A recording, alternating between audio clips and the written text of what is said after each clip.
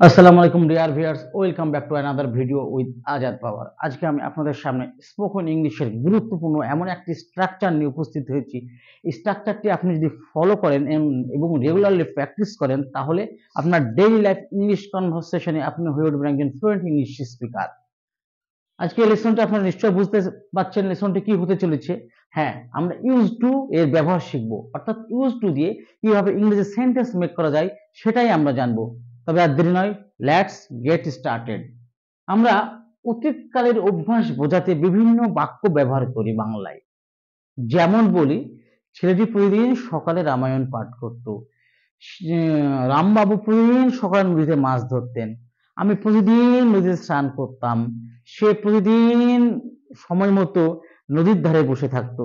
অর্থাৎ অতীতকালের যদি নিয়মিত কোনো অভ্যাস বোঝায় কোনো বাংলা বাক্যে, তখন সে সমস্ত বাংলা বাক্যগুলিকে যখন আমরা ইংরেজিতে অনুবাদ করতে যাব, অর্থাৎ ট্রান্সলেট করব, তখন আমরা ইউজ টু ব্যবহার করব। এবং এই ইউজ টু ব্যবহার করে যে সেন্টেন্সগুলো তৈরি করব তার স্ট্রাকচারটি দেখে নেওয়া যাক। অর্থাৎ আমরা subject plus use to plus verb plus extension দিয়ে এই ধরনের শত শত ইংরেজি সেন্টেন্স মেক করব। যেমন, আমি নদীতে সাঁতার কাটতাম, অর্থাৎ আমি প্রতিদিন সাঁতার কাটতাম, এটা ছিল আমার একটা অভ্যাস। I used to swim in the river. Say football খেলতো, অর্থাৎ সে প্রতিদিন ফুটবল খেলতো আগে। এটা ছিল তার অতীতের অভ্যাস, প্রতিদিন এটা রেগুলারলি খেলতো সে। He used to play football. তুমি লন্ডনে বসবাস করতে, অর্থাৎ বসবাসটা করতে নিয়মিতভাবে, একটা regular process.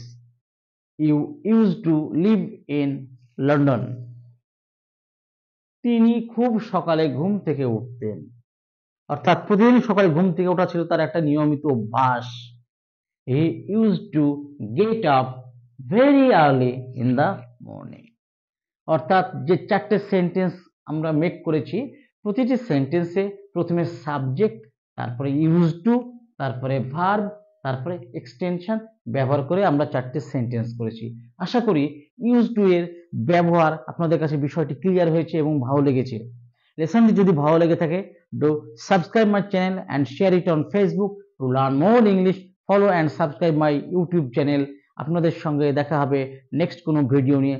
C you on next video.